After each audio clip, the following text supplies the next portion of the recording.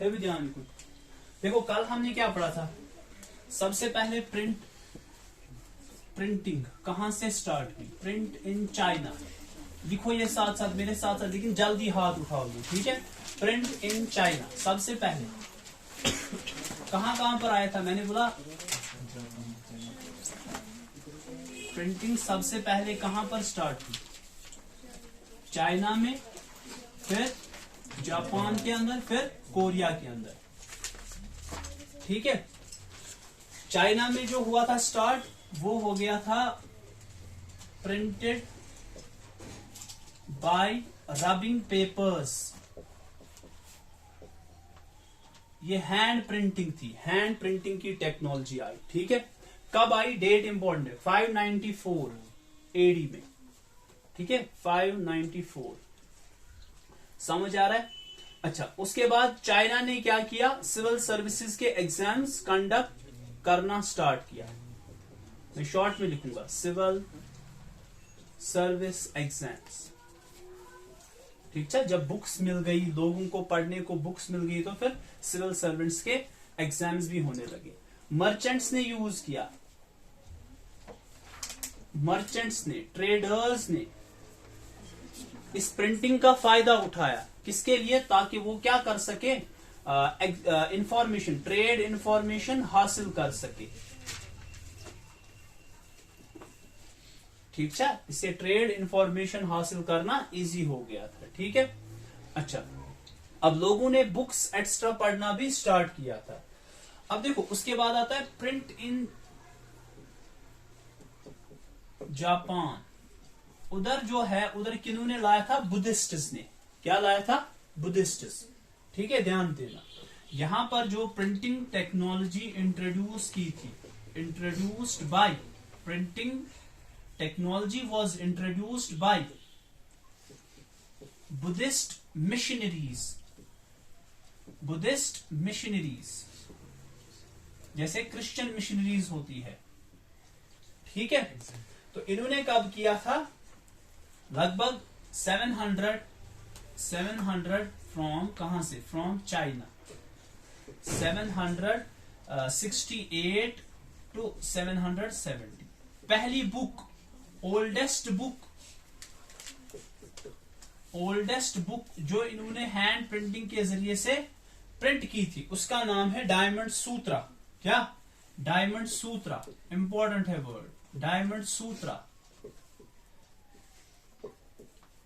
कब किया था, 868। इसमें आता है ज्यादातर पैसेज वाला एक क्वेश्चन, उसमें फिर क्वेश्चंस का आंसर ही नहीं मिलता है अगर आपको ये इंफॉर्मेशन ऐसे याद नहीं होगी, ठीक है। सबसे पहले मैंने क्या बोला, प्रिंट इन चाइना। तो स्टार्टिंग में किन मुल्कों के अंदर, वो मैंने बोला चाइना, जापान एंड कोरिया। यहां पर कैसे प्रिंटिंग स्टार्ट होगी, रबिंग पेपर के जरिए से 594 में। फिर इन्होंने सिविल सर्विसेज के एग्जाम्स भी कंडक्ट करना स्टार्ट किए, जब यहां पर बुक सेट्स आ गई। फिर यहां पर हो गया मर्चेंट्स, ट्रेडर्स ने भी यूज किया, ठीक है। तो किस लिए, ताकि वो ट्रेड इंफॉर्मेशन हासिल कर सके। फिर आया प्रिंटिंग कहां पर, जापान में। कहां से आया, चाइना से, 768 से 770 तक, ठीक है। उस जमाने में इन्होंने जो सबसे पुरानी जो बुक वहां पर लिखी गई, उसका नाम था डायमंड सूत्र। ये मैंने कल पढ़ाया था, ठीक है। ये हो गया। अब चलो आगे। अब प्रिंटिंग पहुंचती है किधर, यूरोप के अंदर। क्या पहुंचती है, यूरोप के अंदर। देखो पहले आप जरा ये समझो, ये डेट्स क्या है। 594 छुआ पता कुछ जमाने को, ये हो गया रसूलुल्लाह सल्लल्लाहु अलैहि वसल्लम का जमाना। इस टाइम पर रसूलुल्लाह सल्लल्लाहु अलैहि वसल्लम पैदा हुए थे, लगभग 10-20 साल के होते, 20-25 साल के लगभग। समझ आ रही है बात, उस जमाने की ये बात हो रही है। फिर लेकिन प्रिंटिंग की जो टेक्नोलॉजी है, ये अभी भी बहुत कम, मतलब इसको यूज किया जाता था, मतलब हैंड से ही की जाती थी। उतना यहां पर अभी मशीन्स एक्स्ट्रा का दौर नहीं था। लेकिन फिर आया आहिस्ता आहिस्ता, ये इसमें बहुत टाइम लगा, बहुत जल्दी नहीं हुआ, बहुत टाइम लगा इसके अंदर। ये प्रिंट की जो एक तरीके से रेवोल्यूशन आया। तो प्रिंट अब कहां पर आया, यूरोप। अब आपको क्या पढ़ना है, देखो असल में आपको इसमें क्या पढ़ना है कि यूरोप के अंदर, वेस्ट के अंदर प्रिंटिंग टेक्नोलॉजी कैसे आई, किसके थ्रू आई, ठीक है। देखो यहां पर क्या है, देखो ध्यान देना। इन 11th सेंचुरी, ये जो हम पढ़ रहे थे 6th सेंचुरी से स्टार्ट हुआ, उसके मानो आप 500 years के बाद Chinese paper reached Europe through the silk route. आपको पता है सिल्क रूट, परसों जो मैंने उर्दू का जो पेपर दिया था उसमें मैंने क्या, उसमें एक था वो पैसेज शहराए अबरेशम, क्या था वर्ड, शहराए अबरेशम, बहुत सारों को पता ही नहीं है, उनने पता नहीं क्या लिखा है उधर, वो है सिल्क रूट। क्या है सिल्क रूट? सिल्क रूट एक ऐसा रूट था जो वेस्ट और यहां एशिया को आपस में मिलाता था, यानी ईस्ट और वेस्ट को मिलाता था। इसके थ्रू डिफरेंट चीजों का ट्रेड होता था और इसी के थ्रू सिल्क का भी ट्रेड होता था, क्योंकि इंडिया में सिल्क निकलता था, ये सिल्क का ट्रेड होता था और ये सिल्क पहुंचता था किधर, यूरोप तक। आया समझ? देखो मैं आपको ऐसे समझाऊंगा, डिफरेंट जो, जैसे इस्लाम है, इस्लाम किसके थ्रू आया इधर, इस्लाम तो अरब से स्टार्ट हुआ ना, लेकिन फिर यहां कैसे पहुंचा, इन्हीं ट्रेडर्स के जरिए से। समझ आ रही है बात? इन्हीं ट्रेडर्स के जरिए से, या बाकी जो चीजें होती है, बहुत सारी चीजें इस रूट के थ्रू, ट्रेड के थ्रू ही यहां पर।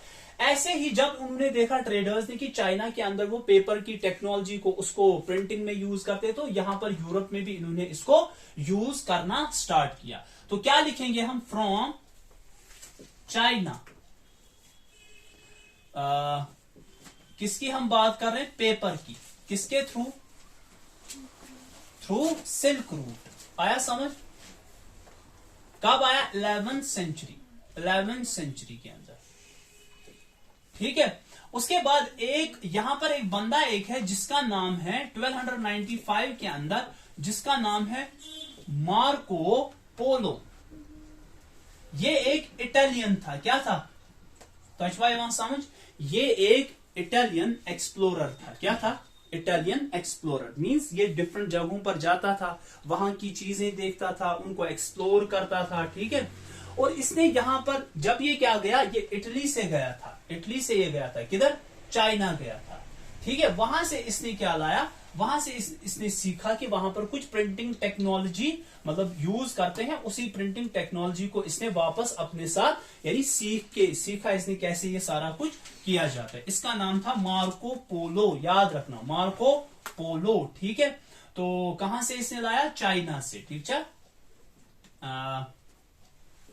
Bot printing knowledge from China to Europe.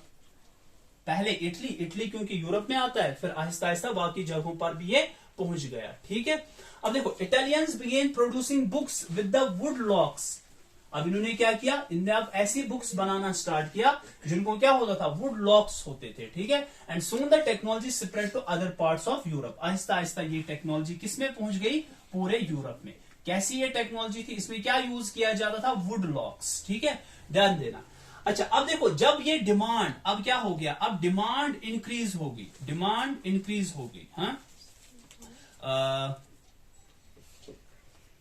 Increase demand for books. जब बुक्स की डिमांड क्या हो गई, इंक्रीज हो गई, ठीक है। तो आहिस्ता आहिस्ता क्या हो गया, अब बुक सेलर्स ने क्या करना स्टार्ट किया, पूरे यूरोप के अंदर इन्होंने अब बुक्स को एक्सपोर्ट करना स्टार्ट किया। ध्यान देना, देखो अब प्रिंटिंग टेक्नोलॉजी यूरोप के अंदर आ गई थी।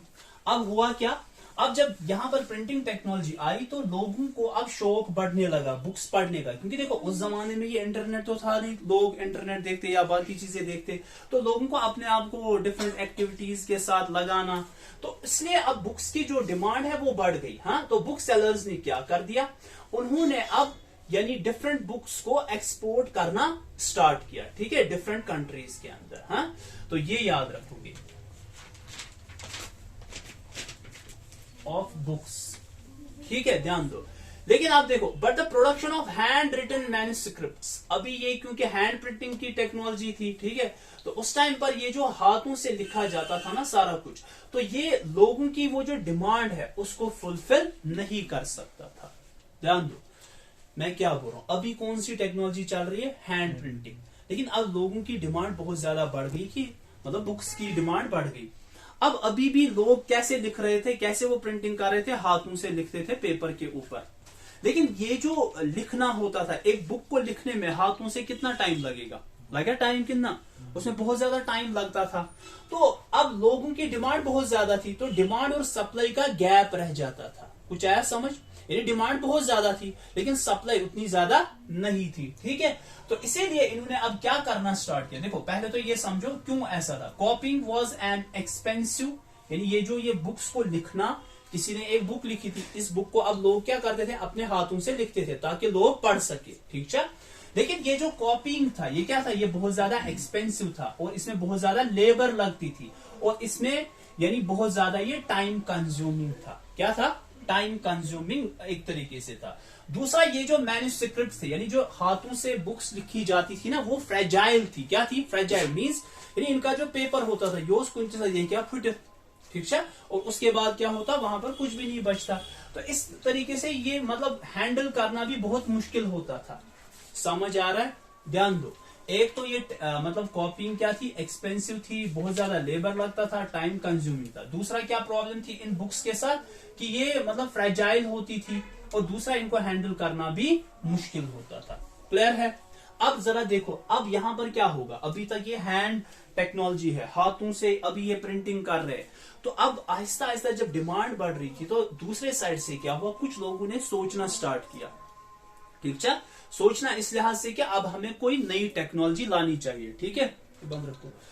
अब देखो उसी में आता है फिर गुटेनबर्ग प्रिंटिंग प्रेस। क्या शुमा, गुटेनबर्ग प्रिंटिंग प्रेस। देखो लिखो टॉपिक है Gutenberg and the printing press.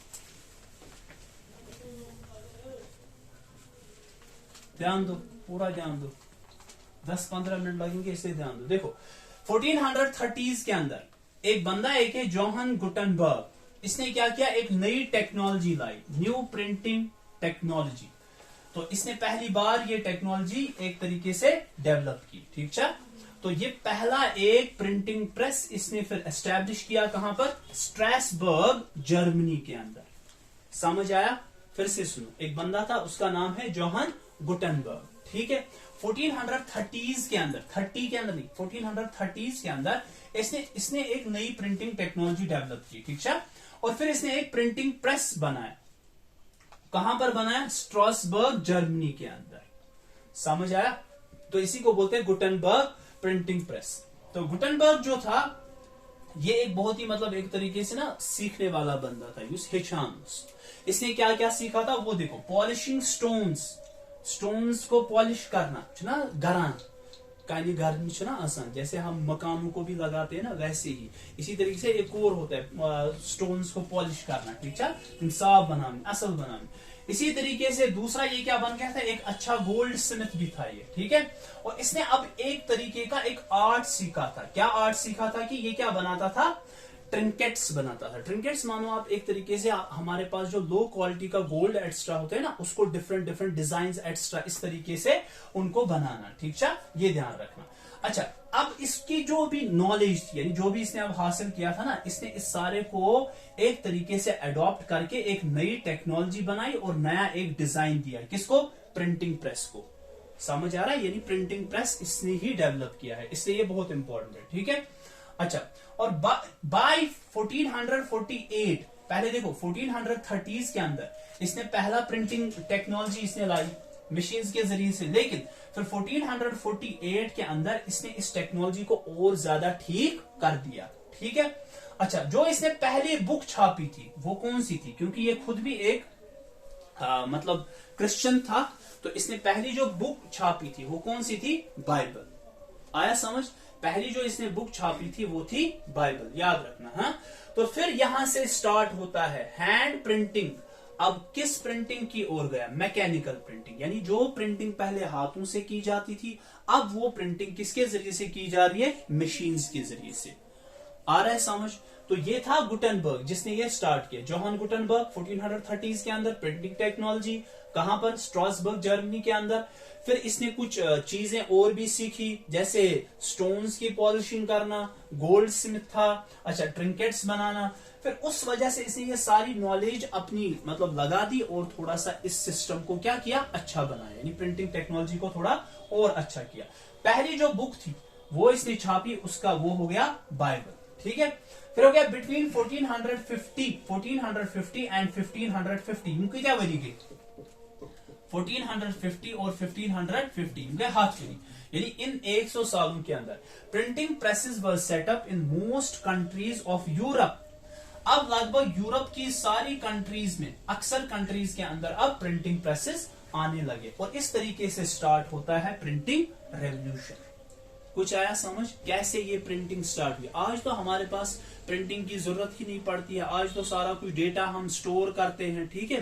तो आज तो डिफरेंट टेक्नोलॉजी, लेकिन स्टार्ट कहां से हुआ, कैसे ये सारा कुछ आया, ठीक है। जैसे हमने कल भी बोला था, पहले पहले बहुत सारे लोग झूठ भी बोलते थे, लेकिन फिर जब ये टेक्नोलॉजीज आई, जब लोगों ने पढ़ना लिखना स्टार्ट किया, बुक्स पढ़ना स्टार्ट किया, तो झूठ थोड़ा कम हो गया।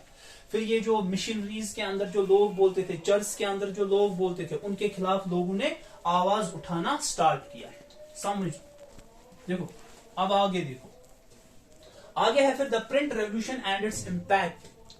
अब जो मैं यही बात कर रहा था, प्रिंट रेवोल्यूशन का क्या इम्पैक्ट पड़ा, ये जो प्रिंटिंग का रेवोल्यूशन आया, इसका क्या इम्पैक्ट पड़ा, क्या इसका असर पड़ा, ठीक है। देखो, the print revolution was not only a new way of producing books, it transformed the lives of people। पहला, एक तो यहां पर अब न्यू फॉर्म ऑफ बुक्स, अब हमें नई नई तरीके से बुक्स मिलने लगी, हाँ। तो दूसरा क्या हुआ, ट्रांसफॉर्म्ड लाइव्स ऑफ पीपल। इस प्रिंटिंग टेक्नोलॉजी की वजह से लोगों की जिंदगी ही बदल गई, जैसे इंटरनेट की वजह से हमारी जिंदगी बदल गई, ठीक है। वैसे ही उस जमाने में इस प्रिंटिंग टेक्नोलॉजी की वजह से लोगों की जिंदगी ही चेंज हो गई, ठीक है। Changing their relationship to information and knowledge and with institutions and authorities. अब लोग जो है वो नॉलेजेबल होने लगे, यानी उन्होंने अब नॉलेज हासिल करना स्टार्ट किया। पहले क्या लोग होते थे, इलिटरेट, वो दिन भर काम करते थे गधों की तरह, ठीक है, पढ़ते लिखते उतना ज्यादा नहीं थे, अगर कोई पढ़ता भी था वो बहुत रईस होता था, अमीर होता था, वही पढ़ते थे, ठीक है। अब लोगों ने पढ़ना लिखना स्टार्ट किया, इंफॉर्मेशन हासिल करना स्टार्ट की, हमारे इर्द गिर्द क्या हो रहा है वो सारा कुछ, ठीक है। अब एक नई पब्लिक, देखो पुराने जमाने में जो लोग थे, कौन से लोग पढ़ते थे, जिनके पास पैसा होता था, जो बड़े बड़े घरों से ताल्लुक रखते थे, क्योंकि वही अफोर्ड कर पाते थे ऐसी बुक्स जिनकी कीमत बहुत ज्यादा होती थी, क्योंकि वो बुक्स कैसे लिखी जाती थी, हाथों से। अब एक बंदा जिसको 2 महीने लगे होंगे एक बुक को लिखते लिखते, वो थोड़ी ना उसको 50 रुपए में देता, तो उसकी कीमत भी वैसी होती थी। इसीलिए आम लोग बुक्स नहीं पढ़ते थे, कोई कोई जिसको बहुत ज्यादा शौक होता था वो पढ़ता था। जैसे आप सुनते हो ना, अगर आपने सुने होंगे डिफरेंट किस्से जो हम सुनते हैं, पुराने जमाने में कैसे इल्म हासिल करते थे, हदीसें कैसे जमा करते थे, तो ये सारा कुछ वजह यही थी क्योंकि उस जमाने में उतनी ज्यादा टेक्नोलॉजी नहीं थी। ध्यान दो इधर, अब है अ न्यू रीडिंग पब्लिक, एक नए टाइप के लोग आए जिन्होंने अब पढ़ना स्टार्ट किया। देखो, जब प्रिंटिंग टेक्नोलॉजी आई, जरा मुझे बोलो, अब कॉस्ट रिड्यूस होगा या बढ़ेगा, कॉस्ट कम होगा या ज्यादा होगा, कम होगा। अब कॉस्ट कम हो गया, अब आम लोग भी इनको क्या कर पाते थे, अफोर्ड कर पाते थे, ठीक है। Markets were flooded with books, अब मार्केट के अंदर बहुत ज्यादा बुक्स आने लगी, ठीक है, जिसकी वजह से एक नया कल्चर आया। कौन सा कल्चर, रीडिंग कल्चर। अब लोगों ने पढ़ना लिखना स्टार्ट किया, ठीक है।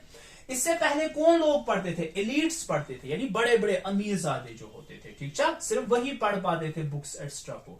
और जो आम लोग होते थे वो सिर्फ क्या करते थे कि मैं सिर्फ बोझा, जैसे नहीं होता था पुराने जमाने में, कोई जो बड़ा कोई पादरी होता, कोई मौलवी होता, कोई पंडित होता, वो जोर जोर से पढ़ता था या खिताब करता था, उसके बाद लोगों को समझाता था, लोग सिर्फ सुनते थे, वो वहां से कुछ भी रिएक्ट। देखो, आप रिएक्ट तब करोगे जब आपके पास कोई नॉलेज होगी, जब आपके पास कोई नॉलेज नहीं होगी तो आप सिर्फ सुनोगे, ठीक है।